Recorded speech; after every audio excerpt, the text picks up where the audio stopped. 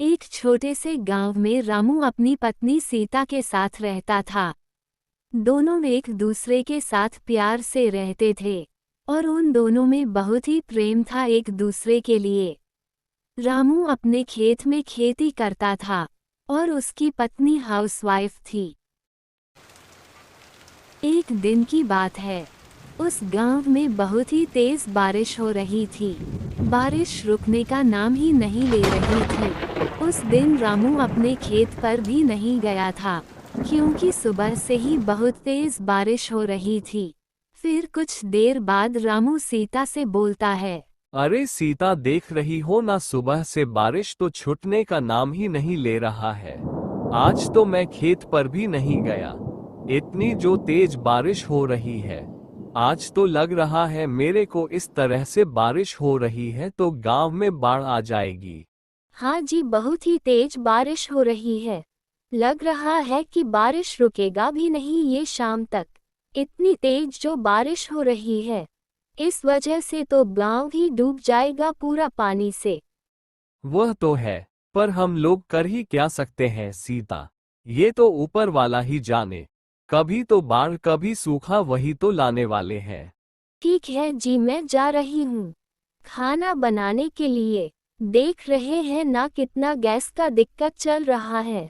अब बारिश भी होने लगी, जलावन के लिए लकड़ी भी नहीं मिलेगी इस बारिश में। क्या करोगी, इसी में ना गुजारा करना पड़ेगा, कोई चारा भी तो नहीं है। फिर सीता खाना बनाने के लिए घर के अंदर चली जाती है, लेकिन बारिश रुकने का नाम ही नहीं ले रहा था। बारिश और तेजी से हो रहा था।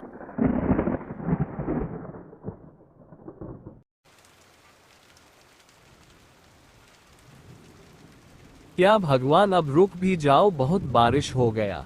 ऐसे बारिश होता रहेगा तो गांव में तो बाढ़ ही आ जाएगा, पूरा गांव ही डूब जाएगा पानी की वजह से। फिर मेरा और पूरा गांव वाले का फसल खराब हो जाएगा।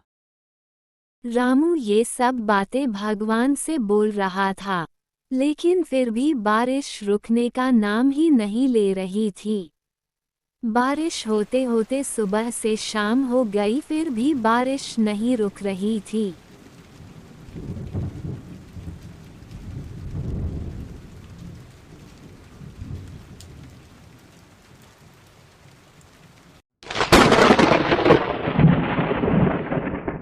सीता, आज तो पूरा दिन भर बारिश हुई है और लग रहा है कि पूरी रात भी आज बारिश होगी। अब लग रहा है कि बाढ़ से कोई नहीं बचा सकता हमारे गांव को। ये तो है, अब देखिए भगवान क्या करना चाहते हैं, सब तो उन्हीं के हाथ में है। बहुत ही तेज बारिश हो रही थी।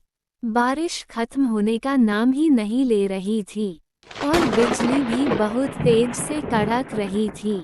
और दोनों पति पत्नी बैठकर बारिश खत्म होगी या नहीं इसके बारे में बात कर रहे थे।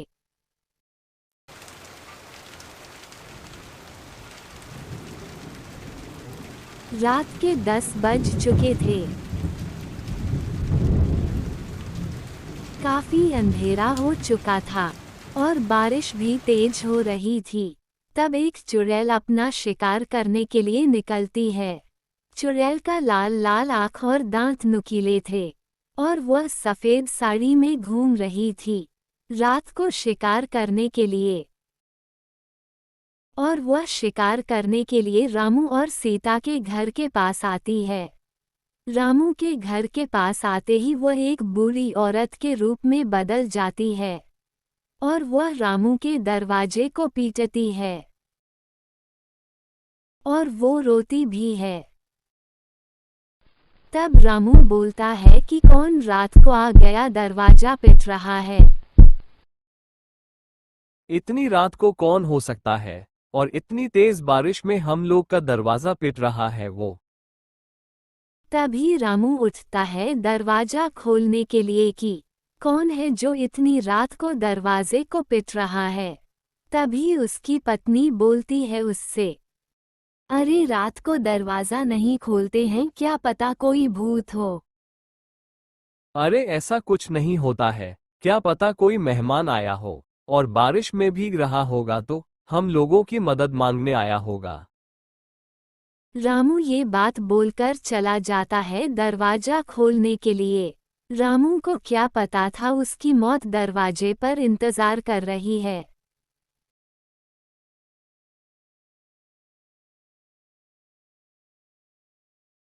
रामू जैसे ही दरवाजा खोलता है तो देखता है सामने एक बूढ़ी औरत खड़ी थी।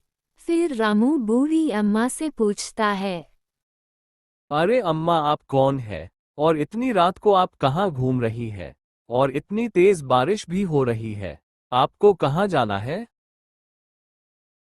फिर वह बूढ़ी औरत बोलती है रामू से, बेटा, इतनी रात में रास्ता भूल गई हूँ और बारिश भी तेज हो रहा है।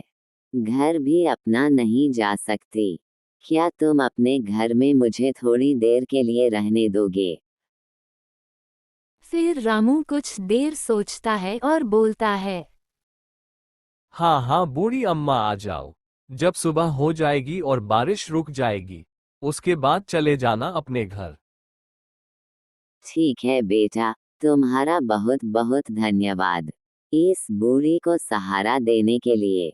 बहुत तेज बारिश हो रही है, नहीं तो मैं चली जाती अपने घर। रामू और सीता को थोड़ा भी शक नहीं हुआ ये बूढ़ी औरत नहीं एक चुड़ैल है। फिर वह चुड़ैल घर के अंदर आ जाती है। आओ बूढ़ी अम्मा, इस बेड पर बैठ जाओ और इसी पर सो जाना। आप सुबह होते ही अपने घर चले जाना। यहीं पर बैठिए, तब तक मैं अंदर से काम करके आती हूँ कुछ। फिर सीता कुछ काम करने के लिए घर के अंदर चली जाती हैं। फिर रामू उस चुड़ैल से बोलता है, अगर बूढ़ी अम्मा किसी भी चीज की दिक्कत होगी तो बोलना हम लोगों से। फिर वह बूढ़ी औरत अचानक एक चुड़ैल के रूप में बदल जाती है। उसके भयंकर रूप को देखकर रामू भी डर जाता है। तुम कौन हो और मेरे घर में क्यों आए हो? मेरे से तुम क्या चाहती हो? मैं तुमको मारकर खाऊंगी। मैं रात को ही घूमती हूँ अपना शिकार करने के लिए, और आज का शिकार तुम हो मेरा। मेरे इस नुकीले हाथों से तुमको कोई नहीं बचा सकता आज। पहले तुम्हारा खून पीऊंगी, उसके बाद तुम्हारा मांस खा जाओगी। चुड़ैल की यह सब बातें बोलते ही रामू बहुत ही डर जाता है। रामू को समझ में ही नहीं आता है कि क्या करूं। फिर वह चुड़ैल से बोलता है, मेरे को मारकर तुमको क्या मिलेगा? और क्यों मेरे को मारना चाहती हो तुम? तुमको मारकर मेरी आत्मा को तृप्ति मिलेगी, और तुमको खाकर मेरा पेट भी भर जाएगा, क्योंकि मैंने बहुत दिनों से शिकार नहीं किया है। आज तुम्हारा शिकार करूंगी और तुमको कोई नहीं बचा सकता आज। रामू फिर अपनी पत्नी को जोर जोर से आवाज देने लगता है, सीता, मुझे इस चुड़ैल से बचाओ।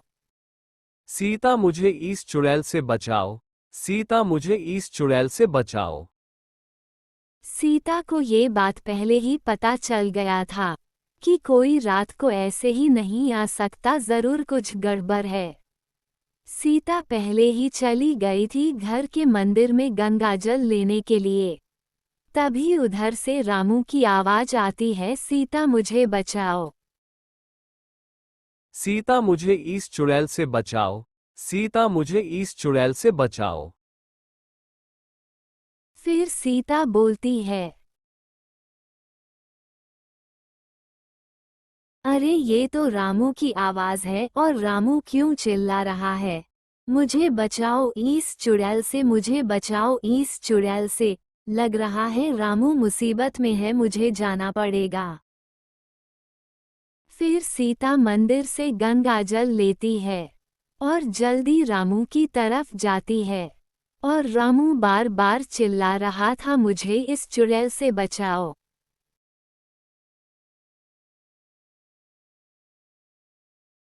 फिर थोड़ी ही देर में सीता रामू के पास गंगाजल लेकर पहुंच जाती है और देखती है रामू के सामने ही एक चुड़ैल खड़ी है और रामू चिल्ला रहा है, मुझे बचाओ इस चुड़ैल से। रामू सीता के हाथ में गंगाजल देखकर खुश हो जाता है। तभी चुड़ैल बोलती है, ओ मूर्ख औरत, तू गंगाजल लेकर क्यों आई यहाँ पर? तू जल्दी इस गंगाजल को फेंक दे यहाँ से, नहीं तो तुझे भी बहुत खतरनाक मौत दूंगी मैं।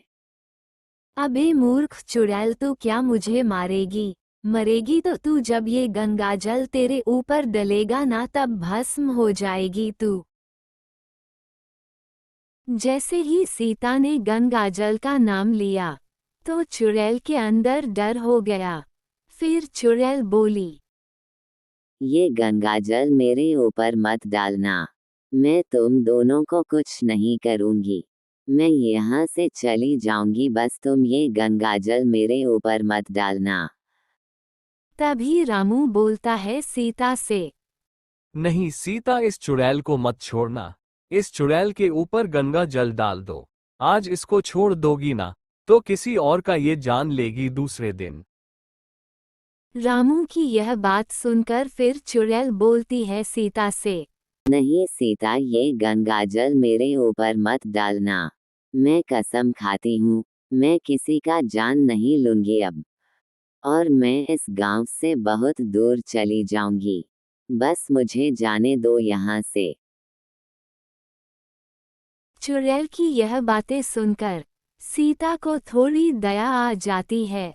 फिर सीता चुड़ैल से बोलती है, ठीक है, तुमको जाने दे रही हूँ, क्योंकि तुम कसम खाई हो कि किसी और का जान नहीं लोगी।